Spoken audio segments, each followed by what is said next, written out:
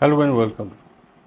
जी, India और New Zealand की series से पहले एक प्रेस कॉन्फ्रेंस में इंडिया के कोच गौतम गंभीर से जब एक सवाल पूछा गया कि क्या आप ऑस्ट्रेलिया के जो 5 टेस्ट मैच की सीरीज़ आने वाली है ऑस्ट्रेलिया में, और उसके बाद जो वर्ल्ड टेस्ट चैम्पियनशिप का फाइनल, उसको आप कैसे देख रहे हैं? उसके बारे में आप क्या सोच रहे हैं, या उसके बारे में आप कैसे तैयारी कर रहे हैं? तो गौतम गंभीर ने बहुत एक अच्छा जवाब दिया, और उन्होंने कहा कि हम इतनी दूर देख नहीं रहे। कोई भी टीम जो उनसी है वो जो भी उनके टास्क एट हैंड होता है उसकी तरफ उनकी नज़र होती है, और वो इतना आगे की सोचते नहीं हैं। और वो कह रहे थे कि अभी हमारा जो फोकस है वो सिर्फ होना चाहिए और है न्यूजीलैंड के जो पहला टेस्ट मैच है जो बेंगलोर में खेला जा रहा है। और हमने देखा जी कि ऐसा ही होता है कि अगर आपका फोकस जो उनसे है ना हो, और अगर आपका कोई भी एक टेस्ट मैच में एक सेशन या एक घंटा या एक इनिंग्स जो उनसे है आपकी performance up to the mark ना हो, तो आप पूरा का पूरा टेस्ट मैच जो उनसे है वो दूसरी टीम की झोली में डाल देते हैं। और हमने ऐसे ही देखा जी कि इंडिया का और जो न्यूजीलैंड का टेस्ट बेंगलुरु में खेला जा रहा था, जो चिन्नास्वामी स्टेडियम में हुआ, उसमें इंडिया ने टॉस जीत के पहले बैटिंग की, और बैटिंग करके वो सिर्फ 46 रन्स पे ऑल आउट हो गए। और 46 रन्स पे अगर एक टीम आउट हो जाए अपनी पहली इनिंग्स में अगेंस्ट गुड ऑपोजिशन, तो बहुत कम चांस होता है जी आप उसका फाइट बैक कर सकें या उस मैच को बचा सकें, और जीतना तो तकरीबन नामुमकिन हो जाता है। और यही हमने देखा जी कि जो इंडिया ने, हालांकि सेकेंड इनिंग्स में बहुत अच्छा परफॉर्म किया, उनके बैटर्स ने लेड बाय सरफराज खान, उन्होंने बहुत अच्छी बैटिंग की। लेकिन फिर भी एक 400 प्लस की लीड को उतारना और फिर आपने उसके ऊपर इतना स्कोर कर देना कि दूसरी टीम को आप मुश्किल में डालें, वो इंडिया कर नहीं सकी। बहुत मुश्किल था, बहुत डिफ़िकल्ट टास्क था। और सिर्फ 107 रन का टारगेट इंडिया ने और न्यूजीलैंड को दिया, जो न्यूजीलैंड ने बासानी ये मैच 8 विकेटों से जीत लिया। और इंडिया की जो सबसे बड़ी गलती थी जो इस टेस्ट मैच में थी जी, वो थी टॉस जीत के पहले बैटिंग करने का फैसला। उन्होंने बहुत बुरी तरीके से इस जो चिन्नास्वामी की जो पिच थी उसको मिसरीड किया। ये मैच बारिश की वजह से पहले दिन तो पूरा दिन वॉश आउट हो गया जी। और फिर एक कवर्ड विकेट पे जो 2-3 दिन से अंडर कवर्स हो, और फिर ओवरकास्ट कंडीशंस हो जब मैच स्टार्ट हो, जो कि मैच सेकेंड डे पे स्टार्ट हुआ। तो टॉस जीत के पहले बैटिंग करने का जो फैसला था वो आई थिंक एक कोई इतना वाइज डिसीजन नहीं था। और फिर उन कंडीशंस को न्यूजीलैंड के जो फास्ट बॉलर्स हैं, स्पेशली मैट हेनरी, और उनके जो नए उभरते हुए फास्ट बॉलर हैं विलियम और रोर्क, उन्होंने बहुत अच्छी तरीके से उन कंडीशन को एक्सप्लॉइट किया, और इंडिया को सिर्फ और सिर्फ 46 रन्स पे उन्होंने ऑल आउट कर दिया जी। मैट हेनरी ने 5 विकेटें ली, और विलियम और रोर्क ने 4 खिलाड़ी आउट किए। और जी 46 रन्स के जवाब में न्यूजीलैंड ने अपनी पहली इनिंग्स में 462 रन्स किए जी। और एक बहुत लंबी लीड उन्होंने जो उनसे इंडिया के खिलाफ ली। और उनके जो मेन बैट्समैन थे न्यूजीलैंड के अपनी फर्स्ट इनिंग्स में, उनके वो रचिन रविंद्रा थे जी। उन्होंने 134 रन्स किए, और डेविन कॉनवॉय ने 91 रन्स किए। इंडिया ने यकीनन सेकंड इनिंग्स में बहुत बेहतरीन बैटिंग की, बहुत अटैकिंग क्रिकेट खेली उनके बैटर्स ने, लेड बाय, जैसे मैंने कहा, यंग सरफराज खान, जो कि इस टीम का ओरिजिनली हिस्सा नहीं होना जा रहे थे जी। प्लेइंग 11 में शायद उनकी जगह नहीं बनती अगर शुभमन गिल अनफिट ना होते। तो शुभमन गिल एक मैच स्टार्ट होने से पहले एक स्टेप नेक की वजह से वो इस मैच से बाहर हुए, और सरफराज खान को मौका मिला जी ये मैच खेलने का, और उन्होंने ये अपॉर्चुनिटी दोनों हाथों से ग्रैब की जी। उन्होंने सेकंड इनिंग्स में, फर्स्ट इनिंग्स में तो खैर इंडिया का कोई भी जो बैटर है, जो बैट्समैन है, वो कोई भी बैट्समैन कुछ भी कोई कारकर्दगी दिखा नहीं सका। लेकिन सरफराज ने सेकंड इनिंग्स में 150 रन्स बनाए। इसी तरीके से ऋषभ पंत, उन्होंने बहुत अच्छी इनिंग्स खेली। उन्होंने अनफॉर्चुनेट रहे जी कि एक रन से उनकी सेंचुरी उन्होंने मिस की। विराट कोहली थोड़ा फॉर्म में नज़र आए, उन्होंने बहुत अटैकिंग क्रिकेट खेली, उन्होंने 70 रन बनाए। और फिर रोहित शर्मा ने बहुत अच्छा स्टार्ट दिया अपनी टीम को, उन्होंने 52 रन बनाए। सेकेंड इनिंग्स में जी इंडिया ने 462 रन्स किए, और उन्होंने सिर्फ 107 रन का जो टारगेट है वो दिया न्यूजीलैंड को। और न्यूजीलैंड ने ये बहुत आसानी से जो उनसे ये स्कोर अपना जो टारगेट था वो अचीव किया। और न्यूजीलैंड के लिए जी ये विक्ट्री काफ़ी बड़ी विक्ट्री थी, उनके लिए एक तरह की हिस्टोरिक विक्ट्री थी। न्यूजीलैंड ने अपना लास्ट टेस्ट मैच जो इन इंडिया जीता था वो जीता था जी 1988 में। तो इसका मतलब है जी कि 36 साल के बाद उन्होंने टेस्ट जीता है इन इंडिया। और इस टेस्ट को मिला के, इस टेस्ट विक्ट्री को मिला के अभी तक सिर्फ न्यूजीलैंड ने इन इंडिया सिर्फ 3 टेस्ट मैचेस जीते हैं जी, एक 1969 में, फिर 1988 में और अब 2024 में। और इंडिया ने चिन्नास्वामी में जो ये टेस्ट मैच हारा है जी, ये लास्ट उन्होंने जो टेस्ट मैच हारा था वो था इन 2005 अगेंस्ट पाकिस्तान। तो इंडिया ने भी काफ़ी अर्से के बाद जो उनसे चिन्नास्वामी में कोई टेस्ट मैच हारा है जी। ये जी फर्स्ट टेस्ट की डिफीट है अगेंस्ट न्यूजीलैंड इन बेंगलुरु। ये इंडिया की जो पुश है, जो उनका रन है towards the world test championship final, जो उनकी स्मूथ राइड अभी तक चल रही थी, इन फॉर्म टीम खेल रही थी, उसमें उस रन में एक छोटा सा शॉक भी है, छोटा सा बम्प भी आप कह सकते हैं। लेकिन यकीनन इंडिया इस डिफीट में से भी पॉजिटिव ड्रॉ कर सकता है। और सबसे बड़ा जो पॉजिटिव था जी वो था सरफराज खान की बैटिंग। सरफराज खान, जैसे मैंने कहा कि वो इस टेस्ट लाइनअप के शायद प्लेइंग 11 का हिस्सा नहीं बनते अगर शुभमन गिल इंजर्ड नहीं होते। लेकिन जैसे ही उनको चांस मिला है, जैसे ही उनको अपॉर्चुनिटी मिली है, उन्होंने ये जो चांस है ये दोनों हाथों से ग्रैब किया है जी। और एक सेकेंड इनिंग्स में उनकी जो बैटिंग थी वो ब्रिलियंट बैटिंग थी जी।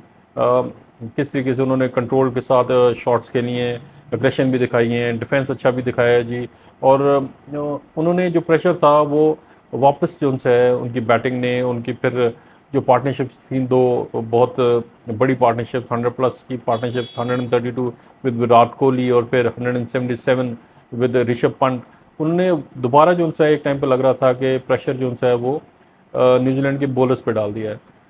तो सरफराज खान की जो बैटिंग थी, सरफराज खान की जो परफॉर्मेंस थी, उनका जो आप कह लें उन्होंने प्रेशर सस्टेन करना जी, ये पता होना जी कि वो एज अ रिप्लेसमेंट प्लेयर खेल रहे हैं, और फिर उस जगह पे जाके बैटिंग करना जहाँ पर इंडिया स्ट्रगल कर रहा है, अपना मैच बचाने की कोशिश कर रहा है या मैच जीतने की कोशिश कर रहा है, तो उसमें जाके अपना भरपूर हिस्सा डालना, भरपूर अपना जो टैलेंट है उसको शो करना, ये यकीनन निशानी है जी कि सरफराज खान एक बड़े बैट्समैन बन सकते हैं। इंडिया तो मशहूर है जी बैट्समैन प्रोड्यूस करने में, एक से बढ़कर एक हर दौर में उनके पास बैट्समैन आता रहा है। और लग रहा है जी कि सरफराज खान भी उसी लाइन में, ऑब्वियसली उसी लाइन का हिस्सा होंगे। सरफराज खान, बहुत से लोग अब डिबेट कर रहे हैं जी कि सरफराज शुभमन गिल तो सेकंड मैच में फिट हो जाएंगे, उनकी जो स्टिफनेस थी नेक में वो ठीक हो जाएगी। तो सरफराज खान क्या इस टीम का हिस्सा होंगे कि नहीं होंगे जो अगला टेस्ट मैच 24 से पुणे में स्टार्ट हो रहा है। तो यकीनन जी सरफराज खान की जगह तो अब 150 करने के बाद ड्रॉप करना तो सिलेक्टर्स के लिए बहुत मुश्किल होगा। अब देखना ये होगा कि सरफराज खान को किसकी जगह जो उनसे आई मीन खिलाते हैं। शुभमन गिल को क्या वो बाहर रखते हैं, या अगर वो समझते हैं कि शुभमन गिल जो उनसे हैं वो नंबर 3 के अच्छे बैट्समैन हैं, नंबर 4 पे कोहली, फिर 5 पे सरफराज खान, तो जो नेक्स्ट इन बैट्समैन जिनकी जगह डाउटफुल थोड़ी सी लगती है वो है केएल राहुल। केएल राहुल बहुत बेहतरीन बैट्समैन है, बहुत अच्छे बैट्समैन हैं, इंडिया को बहुत जगह पे उन्होंने बचाया भी है, पाँचवें छठे सातवें नंबर पे बैटिंग करके। लेकिन आजकल उनकी फॉर्म इतनी अच्छी चल नहीं रही है। तो आई थिंक कि अगले मैच में अगर शुभमन गिल को फैसला करते हैं सिलेक्टर्स वापस टीम में लाने का, तो आई थिंक केएल राहुल की जगह जो उनसे है वो थोड़ी डाउटफुल बनती है और उनकी जगह सरफराज यकीनन खेल सकते हैं। सरफराज जो उनसे हैं वो हमने देखा जी कि वो बड़ी शॉट्स लगाते हैं और स्पिनर्स को, फास्ट बॉलर्स को इनोवेट करते हैं। उनकी जो बैटिंग में वो जो उनसे हैं वो फंसते नहीं हैं, और वो ना वो उसको जो जो स्कोर बोर्ड होता है उसको चलाते रहते हैं। तो इस तरीके से जो उनसे है वो अपनी टीम के ऊपर प्रेशर कम भी हो जाता है जी, और दूसरा ये है जी कि दूसरी टीम के बॉलर्स के ऊपर प्रेशर बढ़ भी जाता है। जब एक ऐसा बैट्समैन हो जो रोटेशन ऑफ स्ट्राइक जिसको आती हो, जिसको बड़े शॉट्स खेलना आते हो, जिसको बाउंड्री हिटिंग जो उनसे उसके लिए इतना मुश्किल काम ना हो, बल्कि इनफैक्ट एट ईज़ हों वो बाउंड्री हिटिंग में, तो थोड़ा दूसरे जो अपोजिशन बॉलर्स होते हैं उन पे मुश्किल आ सकती है। तो सरफराज खान आई थिंक जो उनसे हैं वो सबसे बड़ा पॉजिटिव थे जी इस डिफीट का जो इंडिया का हुई। फिर जो सबसे बड़ा पॉजिटिव वो है ऋषभ पंत की बैटिंग। ऋषभ पंत जब से इंजरी से वापस आए हैं जी वो बहुत बेहतरीन क्रिकेट खेल रहे हैं, बहुत क्रुशल टाइम पे जाके रन्स कर रहे हैं जी। और अमूमन हमने देखा है जी कि जब इंडिया थोड़ा सा अंडर प्रेशर होता है, जब उनके ऊपर के बैट्समैन थोड़े अंडर परफॉर्म करते हैं तो ऋषभ पंत आके इनिंग्स को संभाल लेते हैं। और इस टेस्ट में भी उन्होंने यही किया जी। आते साथ ही उन्होंने जो उनसे थोड़े टाइम लिया थोड़ा सेट होने के लिए, और उसके बाद वो अपने जो उनका नेचुरल गेम है वो उन्होंने वो दिखाना शुरू की। और फिर दोनों साइडों से दोनों तरफ से जो बैट्समैन हैं वो अगर दोनों अटैक कर रहे हों, दोनों रन्स बना रहे हों, तो हमें एक टाइम पे लगा जी कि न्यूजीलैंड के जो बॉलर्स हैं वो अंडर प्रेशर आ गए थे। लेकिन जैसे ही फिर सरफराज खान 150 बना के आउट हुए और ऋषभ पंत 99 पे बोल्ड हो गए, इनसाइड एज से उनको बोल्ड हो गए, तो उसके बाद के वाले जो आने वाले बैट्समैन हैं वो कोई इंडिया को इतना लंबा स्कोर की तरफ लेके जा नहीं सके। ये भी मैंने जिक्र किया इंडिया की run towards the world test championship final. तो हम एक नज़र डाल लेते हैं जी कि जो लेटेस्ट सूरत हाल चल रही है, जो आज के टेस्ट मैच ख़त्म होने के बाद जो पॉइंट्स की सूरत हाल है, जो पॉइंट्स टेबल की स्टैंडिंग्स हैं, उस पर एक नज़र डाल लेते हैं जी। तो जी टॉप पे अभी तक इंडिया है। इंडिया के जी हैं उन्होंने 12 मैच खेले हैं, 8 उनकी विक्ट्रीज हैं, 3 मैच हारे हैं, 1 ड्रॉ हुआ है। उनके 2 पॉइंट डिडक्ट हुए हैं जी। डिडक्शन जो उनसी हैं वो आपकी ओवर रेट्स पे ज़्यादातर होती हैं। 2 पॉइंट्स उनके डिडक्ट हुए हैं, उनके 98 पॉइंट्स हैं। और जो सबसे इम्पोर्टेंट जो जिस पे आखिर में जाके डिसीजन होता है वो है जी उनकी विन परसेंटेज। जो इंडिया की विन परसेंटेज है जी वो है 68.06। सेकंड जो इस टेबल में है जी वो ऑस्ट्रेलिया है। उन्होंने भी 12 मैच खेले हैं, 8 जीते हैं, 3 हारे हैं, 1 ड्रॉ है। लेकिन उनके जो डिडक्शन है जी पॉइंट्स की वो है 10। उनके 90 पॉइंट्स हैं और उनका जो विन परसेंटेज है वो है 62.50। श्रीलंका जी इस टेबल में तीसरे नंबर पे हैं। उन्होंने 9 मैच खेले हैं और उनके 60 पॉइंट्स हैं और उनके विन परसेंटेज है जी 55.56। इस तरीके जी नेक्स्ट इन लाइन न्यूजीलैंड है, फिर इंग्लैंड है, छठे नंबर पे साउथ अफ्रीका है, सातवें नंबर पे बांग्लादेश है, आठवें नंबर पे जी पाकिस्तान है। पाकिस्तान की अभी थोड़ी सी स्लाइटली इम्प्रूवमेंट हुई है जी, जो अभी टेस्ट मैच उन्होंने मुल्तान में जीता है अगेंस्ट इंग्लैंड। और 9वें नंबर पे जो आखिरी नंबर है इस टेस्ट चैम्पियनशिप के जो टेबल में वो है जी वेस्ट इंडीज़। वेस्ट इंडीज़ ने 9 मैच खेले हैं और सिर्फ एक ही जीता है और उनके 18.52 विन परसेंटेज है जी। और पाकिस्तान की विन परसेंटेज 25.93 है और उन्होंने 9 मैचों में से 3 जीते हैं जी और 6 हारे हैं जी, जो इस सर्कल चल रहा है वर्ल्ड टेस्ट चैम्पियनशिप का। तो ये है जी सूरत हाल जो स्टैंडिंग्स हैं WTC की। इसके मुताबिक तो जी अभी जो टॉप टीम्स हैं वो हैं इंडिया और ऑस्ट्रेलिया। अब आगे देखना ये होगा जी कि बाकी टीम्स कैसे परफॉर्म करती हैं, कैसा खेलती हैं। और इंडिया आगे जो उनके 2 टेस्ट मैचेस अभी न्यूजीलैंड के साथ हैं जो होम सीरीज़ हैं, फिर उन्होंने ऑस्ट्रेलिया जो कि इस टेबल में सेकंड नंबर पे है, उनके साथ उनके 5 टेस्ट मैचेस हैं जी इन ऑस्ट्रेलिया। तो इन 7 मैचेस के बाद क्या पोजीशन बनती है, आई थिंक इंडिया का बहुत चांस होगा ये न्यूजीलैंड को दोनों मैचेस हराने का इन इंडिया। लेकिन उनका सबसे बड़ा चैलेंज होगा जी जो 5 मैचेस उन्होंने खेलने हैं इन ऑस्ट्रेलिया। डिफ़िकल्ट कंडीशंस होती हैं जी थोड़ा एशियन टीम्स के लिए, लेकिन India certainly has the team के जो उनके पास जो प्लेयर्स भी हैं, उनके पास बैट्समैन भी हैं अच्छे, उनके फास्ट बॉलर्स भी अच्छे हैं।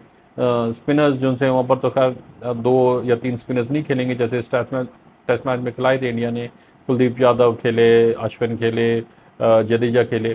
तो वहाँ जाएंगे तो वहाँ तो एक ही स्पिनर खेला होगा, वहाँ पर उनको चाहिए होंगे जी मोहम्मद शमी अगर वो फिट हैं तो। सिराज जो उनसे हैं वो आजकल इतनी अच्छी बॉलिंग कर नहीं रहे, ऑफ फॉर्म लग रहे हैं। बुमराह तो ऑलवेज भी बुमराह जी वो तो दुनिया के best fast bowler I think हैं।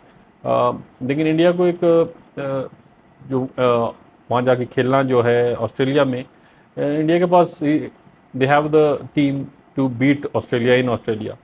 लेकिन बस ये देखना होगा जी कि वो आगे कैसे परफॉर्म करते हैं वहाँ जाके। जी आज के लिए इतना ही, मिलते हैं बहुत जल्द। Thank you for watching, take care, God bless.